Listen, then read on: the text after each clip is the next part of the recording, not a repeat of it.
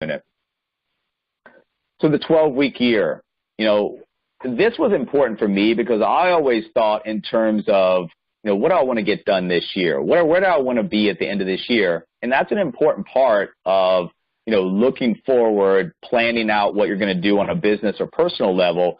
But the farther you plan into the future, the less predictability you have. With long-term plans, assumptions are stacked upon earlier assumptions, which are stacked upon even earlier assumptions. The reality is it's very difficult, if not impossible, to determine what your daily action should be 11, 12 months into the future. So what you're going to be doing this time next year, it's probably going to be a lot different, hopefully, than what you have to do right now. So it's impossible to say, okay, I'm going to, have this as a goal, as a plan to be doing next December the 26th. What you want to do is break these down, compartmentalize, like everything we do in this business, even that your time, your planning, your actions need to be geared towards short term so that you have better control over it and you get more out of it. So the 8 elements of high performance. This is pretty important because if you combine all these elements, just like we always talk about, there's mastery to everything. When you talk about mastery in headhunting or recruiting, we have that pyramid or that triangle that we try to master all points. When we do, it really puts us in a position where we become an effective recruiter or headhunter and we start attracting talent. What's no different than a lot of other things that you do, because there are 8 elements that are the fundamental to high performance in any endeavor, whether it's personal or business. And these are it, vision. And these are one of the, I think vision is the one thing in my WAM group from last time that we really didn't do a good enough job on. Because without the vision, without a compelling vision, that's what creates a clear picture for the future. Why am I doing this? Because if you don't know why you're doing this, all of a sudden it becomes a lot harder to get in the trenches, get in that foxhole, and do the day-to-day activity. Also planning. Remember, without a clear plan, it's going to be a struggle. So the effective plan clarifies and focuses on top priority initiatives and actions needed to achieve that vision. Process control. You got to have that set of tools and events that align your daily actions with the critical actions of your plan. So what you're doing on a day-to-day basis is going to be an indicator of what's going to be happening down the road for you as far as growth of partners, growth of revenue, growth of income, all of these things that we're looking for. And then measurements, lead and lag indicators that provide comprehensive feedback necessary for informed decision-making. I don't really care, and I could be wrong, I don't care about lag indicators. What I look at for myself and what I think you guys should be looking at is lead indicators, things that I can do today that should be leading me down a path to get to my goals that I've set forth for the 12-week year or whatever type of time period that you're looking for. And then time use. Using your time with clear intention is a must. We always talk about breaking your day down to 1-hour increments. That allows you to focus clearly and intently on one time period that's short, compressed, where you can either get a lot done, reward yourself, or not get a lot done, but be able to set the reset button, figure out what happened during that hour that did not allow you to get what you were looking for out of that time period. And accountability. I mean, this is not anything new. We preach this, week in, week out. Accountability is ultimately ownership. It's a character trait. It's a life stance. It's a willingness to own your own actions and results regardless of the circumstances. Once again, feel pretty terrible today. I could have easily called off this meeting, could have easily just sat back, watched TV, said, you know what, I feel better, I'll start doing stuff. But as you start to make, like I said, promises to yourself, it builds the character, builds self-confidence, allows you to go forward and instill that in other people. And then the commitment. We always talk about this as well. Keeping your promises like we just talked about, to others, not just to yourself, but to others. And that's why we form these little teams. Build strong relationships, and keeping promises to yourself builds character, esteem, and ultimately success. And then greatness in the moment. The results are not an attainment of greatness, but simply a confirmation of it. If you do what's necessary to become great, it's going to fall in line, and all of a sudden you're going to get to a time point in the future where everything's going to start to come together, and you look back, you're going to know exactly why and how you got here because of what you did starting today. So your vision, this is ultimately one of the most important things, because without a clear vision, you're going to feel like quitting, because some weeks you're going to have great scores, some weeks you're going to have mediocre scores, some weeks you're going to have terrible scores. It's on those mediocre to terrible weeks that you're going to say, you know what, maybe this wasn't the right time to start the 12-week year. I'll start next time. And the next time comes around, you do the same thing, and that becomes a habit for your brain. So it's going to help you stay on track. You're going to need a powerful reason why, and that's your vision. Why are you doing this? Why are you today going to pick up the phone and make calls? Why are you going to connect with people on social media platforms? Why are you going to do marketing? Because if you don't know why you're going to do this stuff, it becomes very easy to become distracted, drift, and ultimately quit on yourself. So there's two visions. There's aspirational and 3 years. Your aspirational vision describes how you want to live your life. What do you want out of your life? And ultimately, what do you want to achieve? That's going to be on an individual basis. I can't tell you guys what you want out of your own life. What I want is going to be very different from what you guys want probably. This could include achieving financial independence, starting a healthy life, living to the age of 125, whatever it is that you want to do in your mind right now that you've got set forth going forward. Think about that. That's your aspirational vision. Your 3-year vision describes the key objectives you want to achieve within the next 36 months. That's very important. Yes, we're breaking it down to the 12-week year. Yes, we break our days down by the hours. But ultimately, where do I want to be in the next 36 months? I know one of the things I want to do, not be here for many more winters. So within the next 24 to 36 months, I want to be back in a climate where I don't have a winter like this. Alana and I just can't handle it. We come from, last couple moves I had was Las Vegas, Nevada, and Orange County, California. The winters out here, they suck. I don't want to be a part of it. So this gives me a real reason why, as soon as my kid finishes his school, Alana and I can, pick up and move pretty much wherever we want to. So that's part of my vision. Whatever it is that your vision is, whether it's moving, whether it's financial, whether it's personal, got to get in touch with that. How do you want to live your life? What do you want out of your life? And then over the next 36 months, what are you going to do to get there? The 12-week year, the book, and once again, if you don't have the book, you need to get it. If you have it, reread it.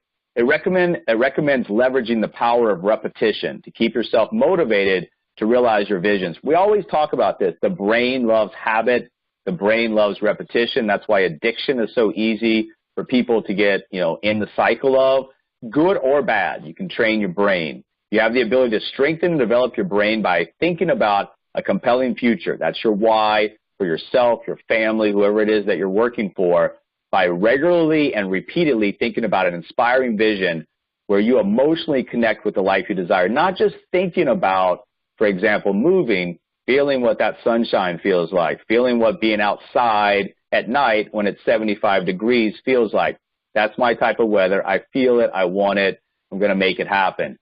So, what will your life look like in 2019?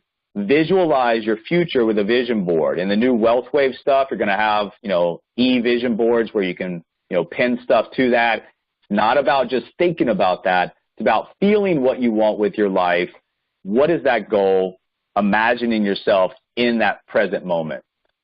And print out your vision. Remember, in the day-to-day activity, it's going to be a crapshoot. Some days are good, some days are bad. Review your vision. Review your goals at the beginning of each day, during your weekly review with your WAM group, and planning sessions. And anytime you need a boost of motivation, like I said, if you're having a bad day, get up, walk around, think about why you're doing this, review your vision board, goals, whatever it is that you have right in front of you. This is why you're going to do the necessary work to get you to that end point. And then set your 12-week goals. You're going to have the overall goals. What do I want to accomplish in this next 12-week period? Then you're going to have your tactics. Remember, tactics is the weekly activity. What do I need to get done on week 1 through 12 each week that I think is going to get me to that goal? And you're going to break that down into daily actions. What do I need today? What do I need to do today that's going to get me to my weekend tactic goals that's going to get me to my overall goals? 12-week plans also give you a better picture of what you should do on a day-to-day basis. And then when you're writing your goals, ask yourself, how are things going to be different if you accomplish these goals? Whatever your goals are, think about if I get this done over the next 12 weeks, what's going to be different for my business? What's going to be different for me if it's a personal goal on a personal level, family, whatever it might be. This is going to keep you motivated when the times get tough. Times do get tough no matter what you do in life, personal, business goal, it's going to be a roller coaster ride. Really, if you want to look at your goals, 2 goals is okay, 3 goals is okay. Maybe you can even squeeze out 4 goals. Don't put too many goals out there where you get lost. It's kind of like in the financial needs analysis we do with the client. They have too many goals. It's going to be overwhelming. They're not going to be able to concentrate on one thing. You want to have a good balance of both personal and business goals. If it's all personal or all business, what you'll find is that it's too lopsided. Have goals on both sides of the fence and try to attain those goals. Instead of me just sitting here talking about goals that I think that you guys should either work on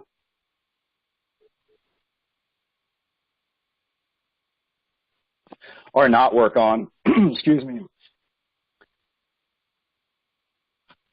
We're going to start a Facebook interaction on the group that will basically let you guys, if you've been in the 12-week group years or the 12-week year groups before, you guys can kind of hand out some knowledge to the people who are just starting about, what goals work and what goals don't work. For example, if you're brand new or if you have not been here long enough to establish a constant rhythm of incoming revenue or income, establishing an income goal probably not going to be beneficial for you. But establishing a goal where you have concentration and control over reaching that goal is going to be something that is going to allow you to get to that goal.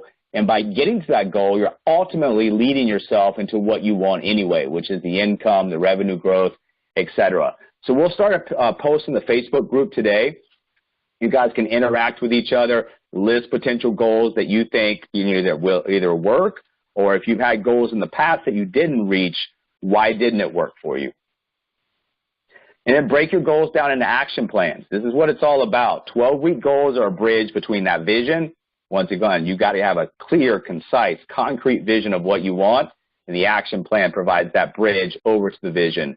Your action plans prioritize your work on a daily as well as weekly basis. If you go into the next day not exactly knowing what you should do for that day, day is already lost. It's already a failure. If you go in knowing exactly you have a checklist of things you want to get done, you check all those off, it's a lot easier. It's like going to the grocery store with or without a list. If you go without a list, come home, probably forgot something. If you have that list, check it off. You know when you're done. You know you've got everything that you need. You leave the store. Same thing here. Your day-to-day activities should be broken down, should be visual. You should be able to check it off a list.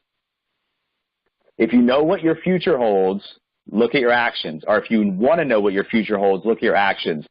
Those are the best predictor of your future. Once again, if you look at what you did today, probably going to be a leading indicator of how your business looks 90, 120 days plus from now.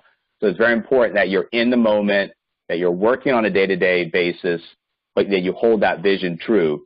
Write down the few critical actions that you need to complete to achieve your goals. Assign due dates. Then ask yourself, what actions are you going to struggle with? Because going into any task, any goals, there's going to be actions that you struggle with. If you're not good at being on the phone, you haven't picked up the phone lately, that's going to be a key point that you need to address early on. I'm going to struggle, or I have struggled with being on the phone, so I want to make sure that this is something that I concentrate on over the coming days and weeks, that I break out of that habit, because once again, the brain loves habit. If you're picking up that phone every day and making the calls, it becomes very easy. If you haven't picked up the phone for weeks, it becomes very hard to pick up that phone. It starts to weigh a lot. You say, you know what, I'll do that tomorrow. Tomorrow turns into the week turns into the month, and all of a sudden you reflect on your year, you really haven't made that many business calls. And then what will I do to overcome those struggles? Once again, it's all about identifying key points that you do well and don't do well, and then making sure that you have an honest, open conversation with yourself about how you're going to overcome these struggles. This preemptive plan will make it easier for you to overcome those obstacles as they arise. And weekly and daily plans have the added benefit of not only what to spend time with, but what not to spend time with. Once again, yes, we need activity on social media. Yes, we want to post personal memes.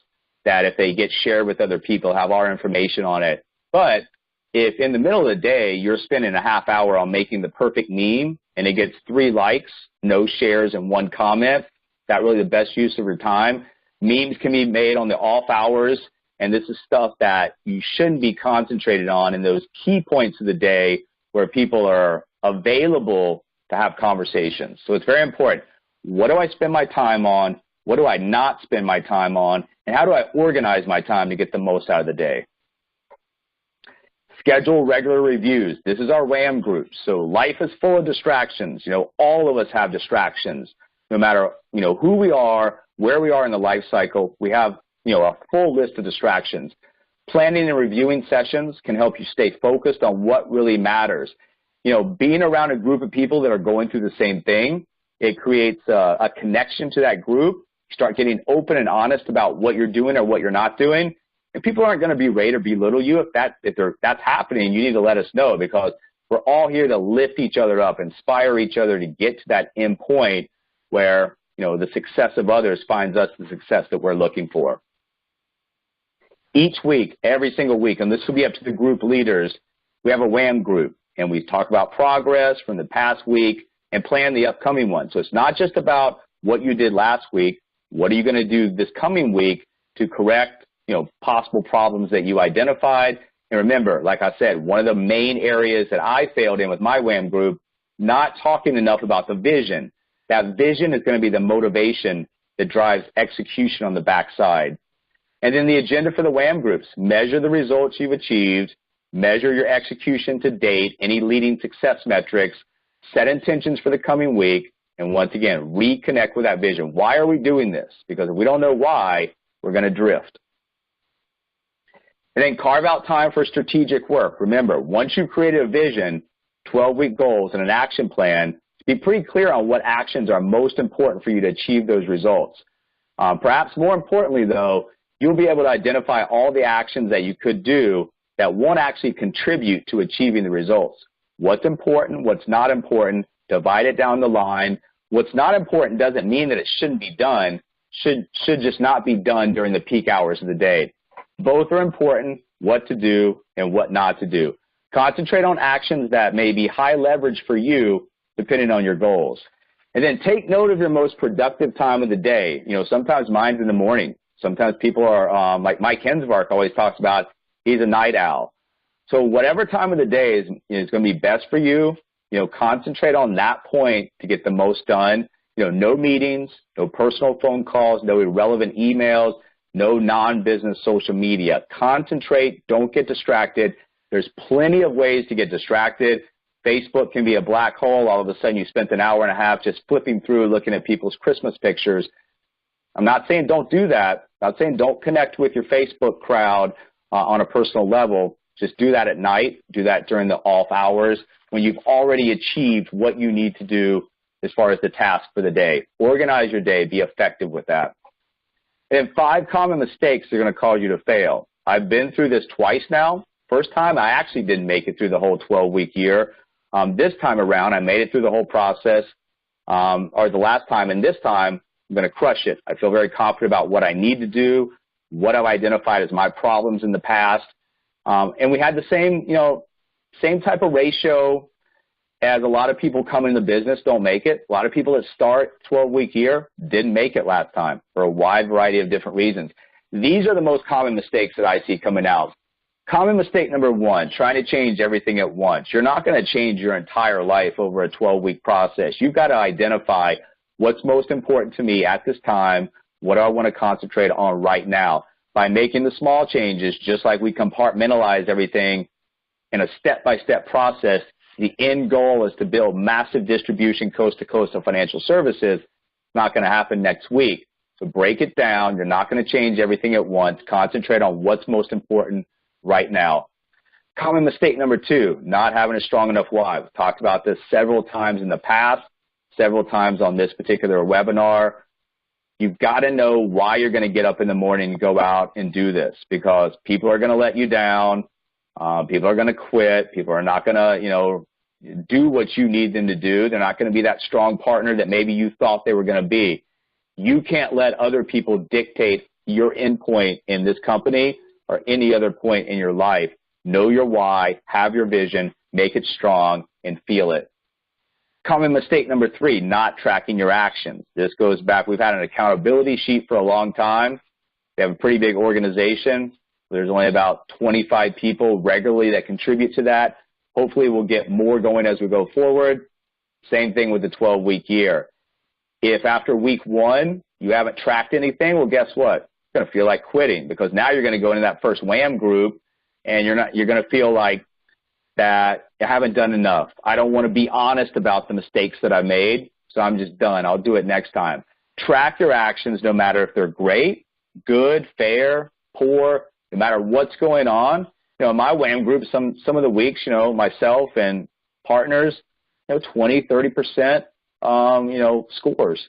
Those are failing. Those are not good. But we stuck with it. We talked about what happened, and we tried to improve. So you've got to track what's going on, not just the good weeks. Common mistake number 4, focusing too much on lag measures. Remember, I personally don't care about lag measures. I care about the leading indicators. What can I do today, tomorrow, next week that I think is going to give me the best chance to reach my end goals? And then common mistake number 5, going at it alone.